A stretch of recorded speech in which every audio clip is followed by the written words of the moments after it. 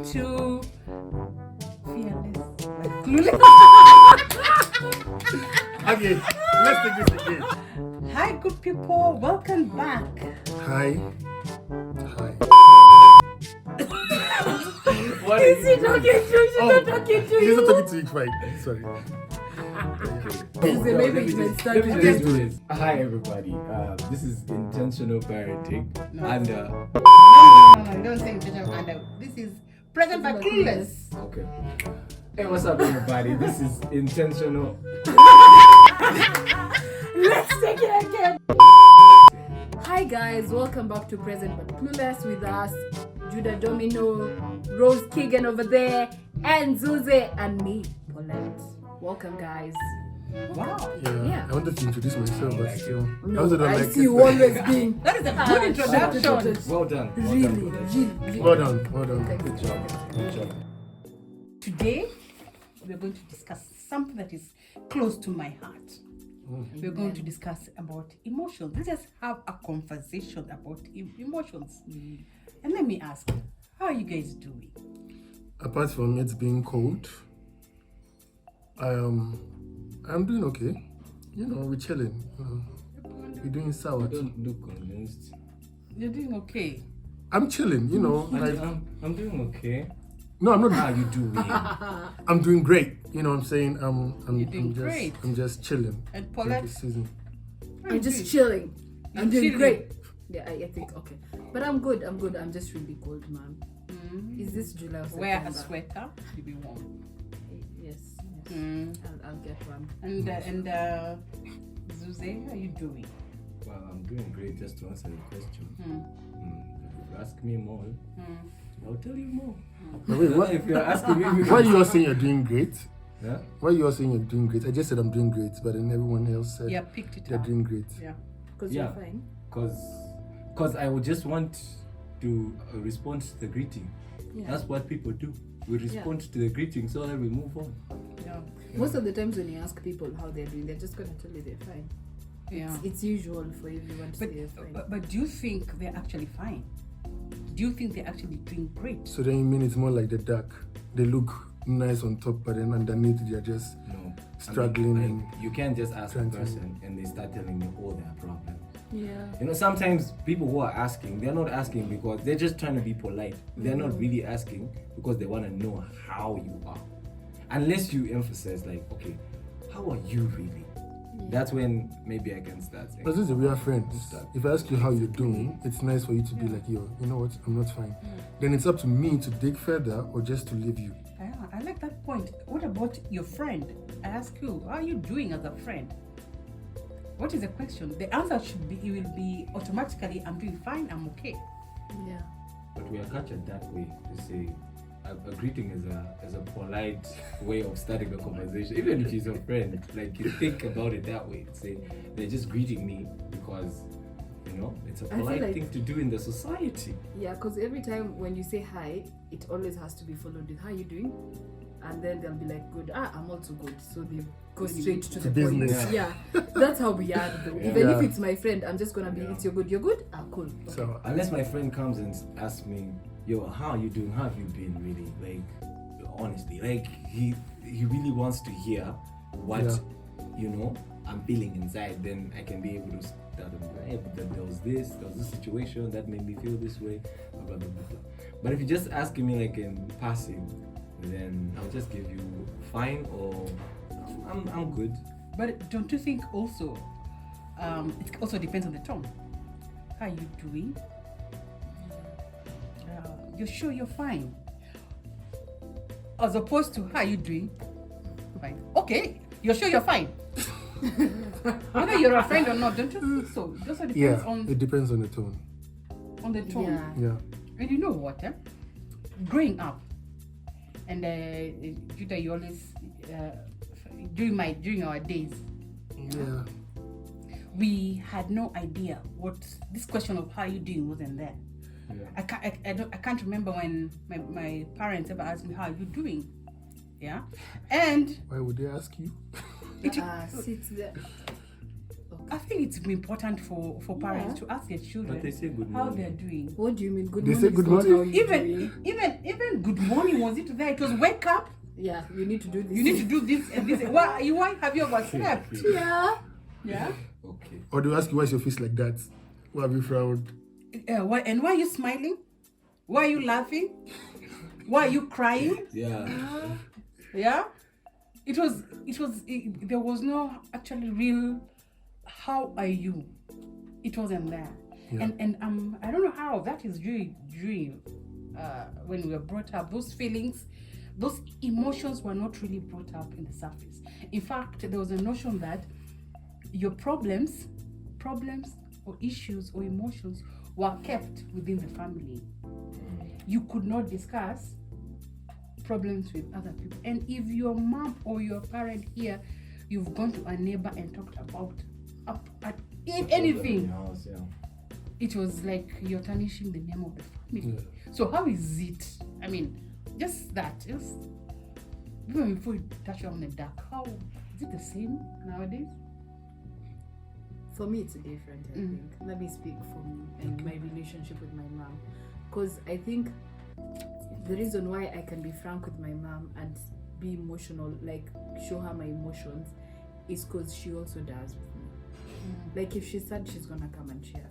If she's not okay, we're gonna cry together when something is not working for both of us. So that has given us that trust where I know that I can show her when I'm not okay. I can tell her when I'm not okay because she does with me. Yeah, so that relationship is what makes it easy for me. Yeah.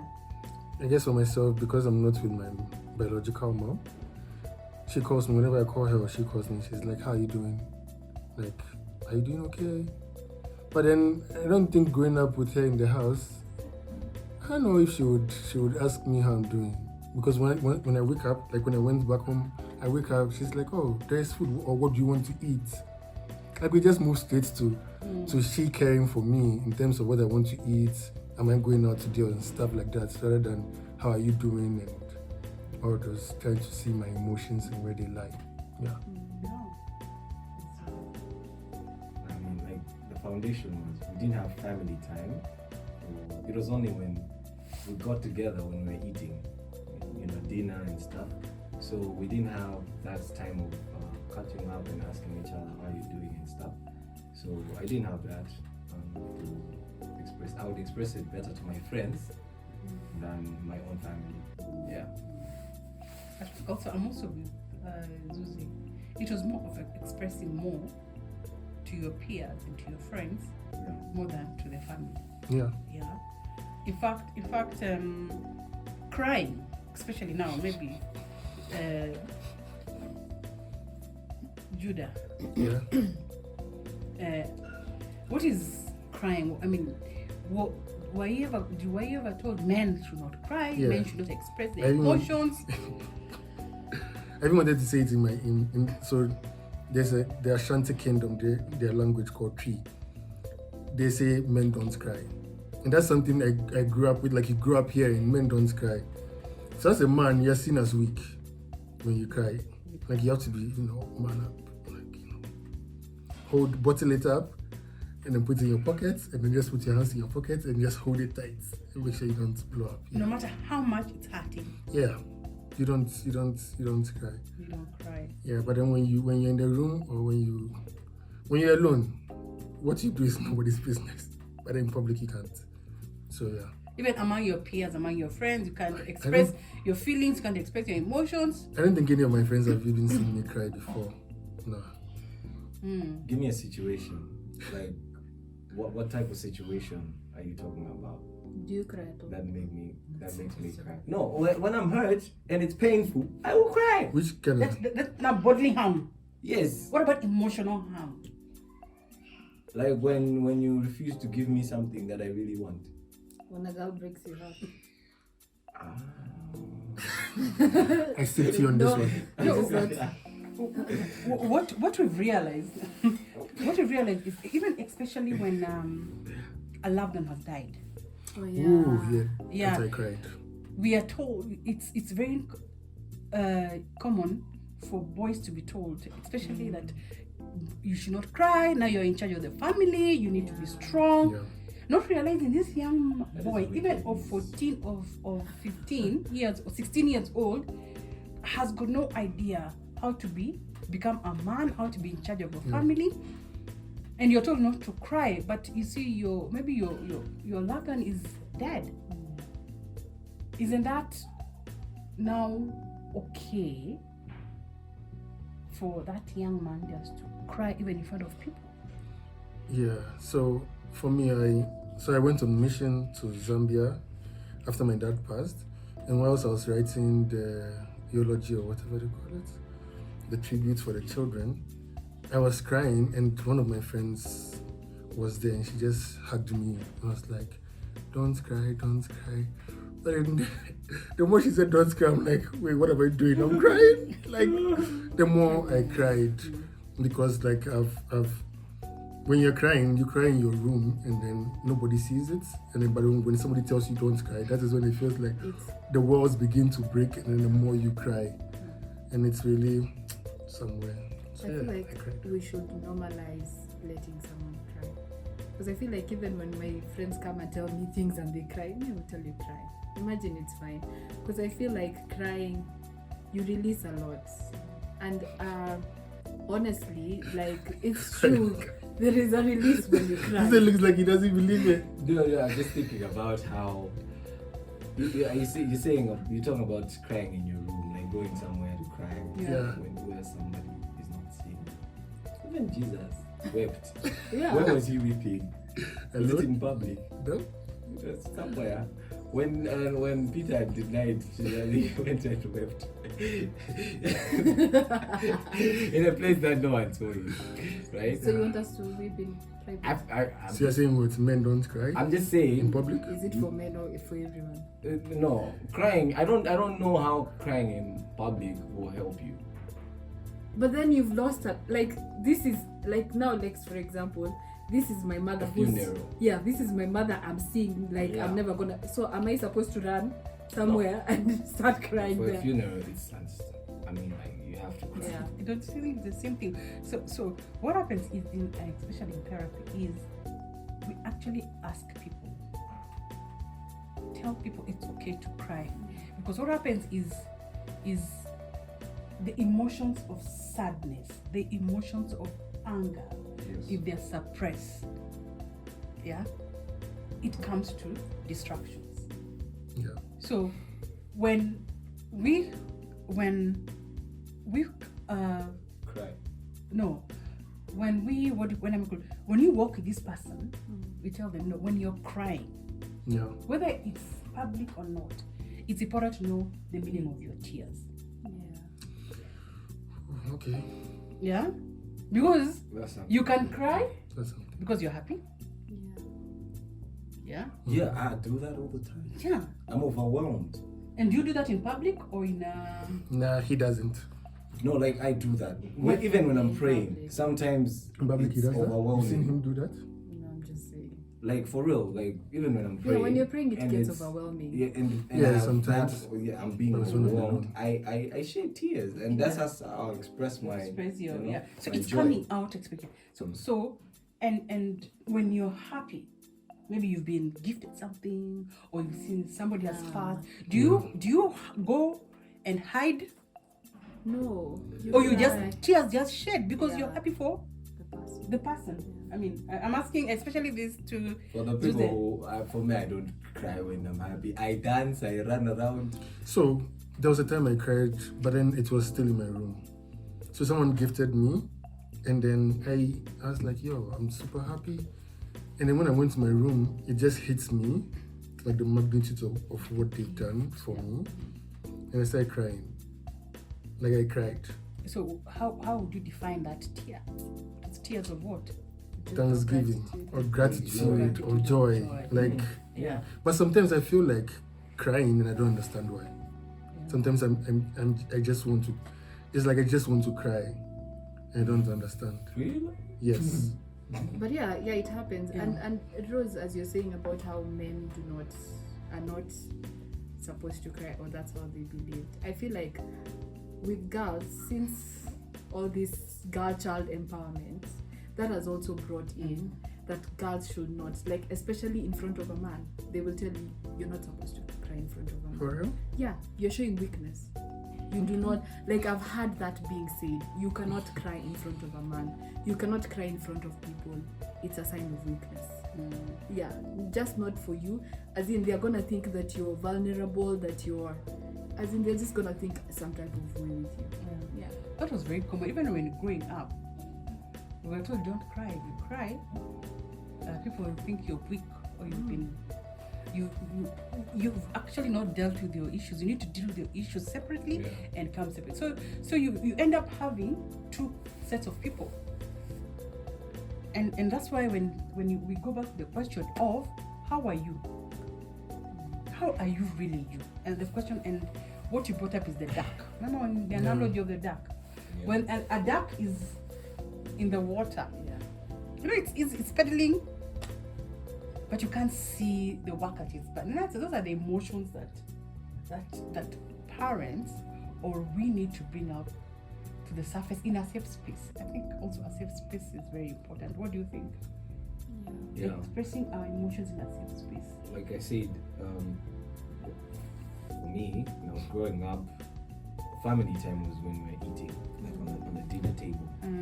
But there was no time where like your dad just calls you and sits down with you and says, tell me what is going on in your life, what are your plans, how you feeling, It was always when I've done something wrong and I deserve some punishment, it's going me, I can't even express myself, But if that time was created, just for you and your son, you and your daughter, to just find out where they're at emotionally, spiritually, physically, in everything, that will bring out a space of them expressing their feelings, in an open way.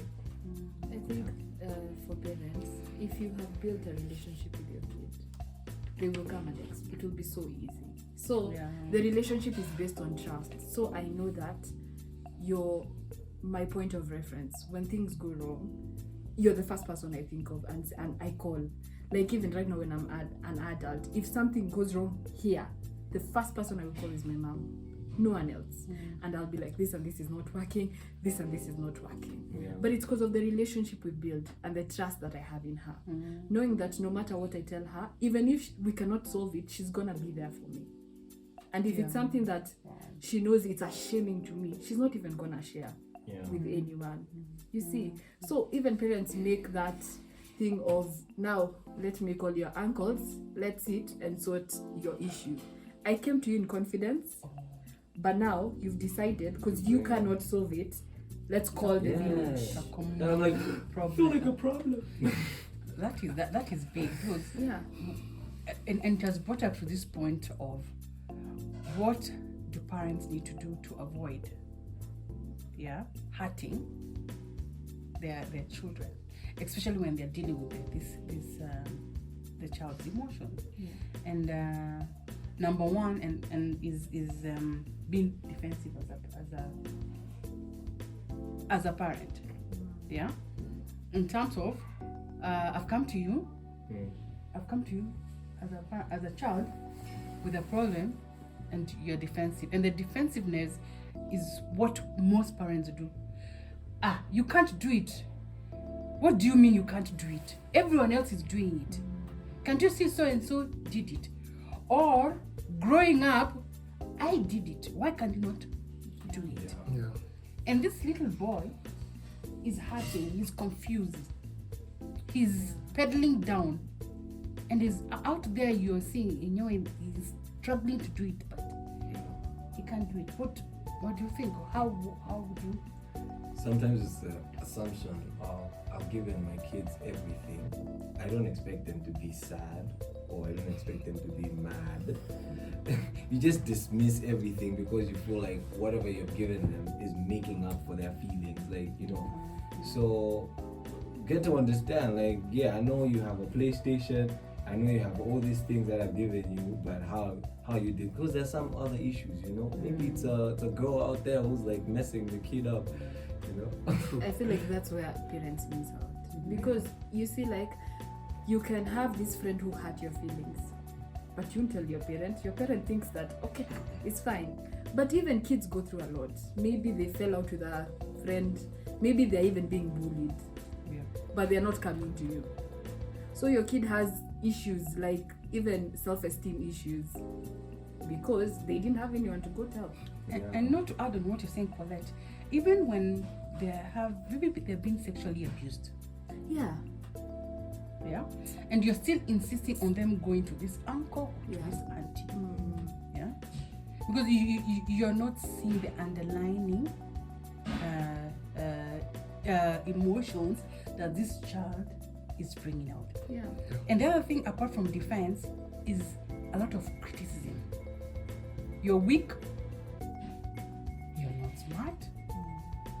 Tough enough. And you boys are told that a lot. Yeah, toughen up. Toughen up. And then when you talk to this young man, they say, my parents just don't understand me. What do you think about that statement? And for me, that statement just kills me. It just means parents are not listening. I feel like they just refuse to see or to put themselves to bring themselves from their up their stage to now let me come down to your level and trying to understand where you're at. Because there was a time so I had relationship issues and I called my mom and I cried. And I was like, Ma, this is the choice I made. And I cried. And that was surprising to me. And it's still making me want to cry, but no. But yeah, she was like, the only thing you can do is pray. The only thing you can do is pray, and it was key. And that was enough for me, because she also told me about her experiences, even with my dad, and it made me see that it's life. Like, she came down to my level to understand me. So then her advice really made sense to me, because I mean, she's my mom. Yeah. That is good. So that is it. So the other thing also we do a lot as parents is quote the Bible. Yeah. God will take care of it. Yeah. Yeah. Yeah. Is your child is coming? I don't know, which example can you give? We need to have an example. Child is coming with an issue, a challenge, being disturbed or something. Yeah, and you just bring in the Bible. The Bible says, without really understanding that you are a steward. Because even Christ went down to people's level and tried to understand what they need. Yeah. What do you think of that? I think Just parents bring in Bible verses. The word says, "In my house we will serve the Lord." In my Once you say something, you just drop a Bible verse. The and then Bible you just verse- have to keep quiet. yeah, and you've gotten what I want. I know what the Bible has said. Because I feel like before you answer, as a kid, when you're a child, honestly, and then I come and share something with you, fine, you're gonna tell me God, but I also want you to be there for me because you're here, right? And I feel like that's why you even make kids doubt about religion. They tell you, this God that I cannot see, you're not even solving my issues, you're just taking me to the Bible. I don't want your God. Yeah, exactly. I don't want your God. I cannot see him. You, I can see, but you're not helping me. Yeah. And you say you are a Christian. Yeah. And tomorrow you're going to discuss about my issues, what you've told me with the whole community. Exactly. With my auntie and auntie so And then you're calling, like you call the pastor to pray for me, and you don't even understand my problem. And that I have so many friends who have issues with Christianity because their parents used to call the pastor. Okay, before you say anything, let me just say, guys, this is a general problem. It's not just parents who throw Bible verses around you. This is a general problem. Yeah, even pastors. Yeah. Even because it's you put a verse because you want it to go your way. Like you want something to go your way. Like Yeah. even if you're telling your kid, God will provide. Just say I'm broke, I can't right now, and we are praying, we are trusting God. God says He's gonna supply all your needs according to the riches. Like, yeah, I know that, but then what are you doing about it? I feel like that's you the see. thing. So I love what you said. Like even Jesus himself was going to people's levels. The Bible actually says he was filled with compassion. Compassion is what we need to say. We understand your problem. I feel you. I understand you. Yeah. And then take some. Break it down. Yeah. Even when you're giving the verse, break it down for me to understand that. Yeah.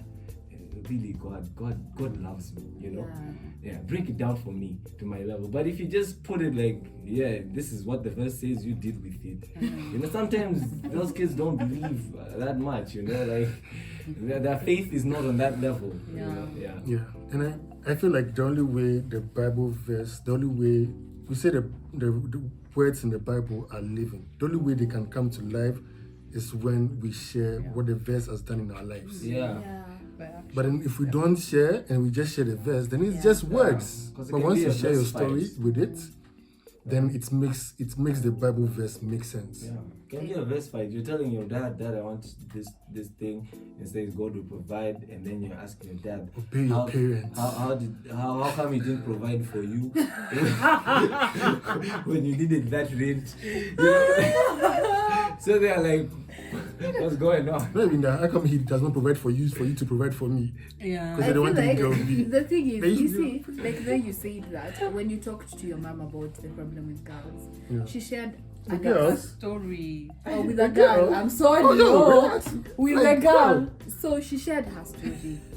And that is Yeah. so profound. Yeah. The fact that it brings me to a place where I understand that even my mom went through this, even my dad went through this. So if they overcame it, I can also overcome it. So if you're putting, and you see, like if you tell that, okay, fine, we didn't have this, but God provided. Like give me a practical example to actually say, if you did it, I can do it. I can overcome it. But now you just give me a verse. Yeah. And you leave me there. You go think Meditate. about it. Meditate on the upon words. word. Yeah. You need to have compassion towards every emotion. Every Yeah. emotion counts, and it's valid. It's valid, Yeah, and you need to understand emotion. There's this thing called emotional intelligence, which even me I'm learning. Yeah. But I've discovered that it's a real thing. It is. It's a real thing, and if you're like a parent or even a person, like a friend towards a friend, you just need to know what emotional intelligence is, and you have to read up on it if you have to. To learn how to deal with people's emotions. Yeah. And once you get emotional intelligence, once you get it, you'll now understand why people are drawing to you. Yeah. Why people are just why you understand what people are feeling. And what is in this, how you can help a person that is going through underneath to bring it up in the surface. How do I work with you? Most children feel nothing about money, toys, and anything. Most, especially teenagers, want parents to understand what they're going through. They'll come and say, all I need is my mom or dad just to sit and to talk to me. Or something that mom said really hit me. And the third thing, because we've talked about defensive, and all this is done by, I must say, a researcher called Dr. Gottman. And he did 4 things, and we talked about defensive, being critical, and now there's something about being contempt. Just being bossy. You're just fine, these are your children, but you're just bossing them around. You have so much contempt. It's like you want to control them, you mock them, those, and that is when the child even suppresses their emotions down. And this is kind of a child, they'll stay in your house, immediately they hit university and leave. They'll never come back because you never appreciated them. comparing them, mocking them, and comparing them to you. Why would I compare Zuze to you, to me? You might be my child, but we have different. God has given. Yeah. So when I left university a long time ago. But when you guys were in campus, why did you find those kind of children who just don't want to go home? Yeah. Oh, you were one of them. Or were you Why one you of looking at me? them? Why you all looking at me? Or were you one of them? Yes, so I even went to college outside, really far, in a different county. We call it region, so in a different region, which was like 5 hours away from Accra. So then I can live my life, I can be free. People live and go abroad. And nobody will come, because even when I was going to school inside the city, nobody came to visit me until I had issues in school, which that's not what you're talking about right now. So let's move on. But yeah, when I moved out, it was fine. I loved it. I enjoyed it. Even when we went on strike, I was still in school. You didn't want to go back home. So where did you Yeah. stay? In my hostel. The hostels. Oh yeah, it's Yeah, because Yeah. I go you with straight as a university. yeah. It doesn't just happen in Kenya. So No, I've never experienced that. Good. so yeah, even when I started working, like I used to spend more days at work. Sometimes I sleep over like 2-3 days. I just come home, shower, go back to work. Come home, shower, go back to work. Yeah, because I feel like I'm more okay when I'm at work than when I'm at home. Yeah. Because they're like, "What are you doing? You've been sleeping all day." Meanwhile, you just slept for like 5 hours. And it's all day. I feel like people can also take advantage of you when they see that you are like no. Like when you go, maybe you're running away from home because you feel like emotionally they don't understand you, they don't give you the attention you need. So you go to a place like school, and then you find people who are like, caring and stuff like that. They understand that you need attention, they give you all those things.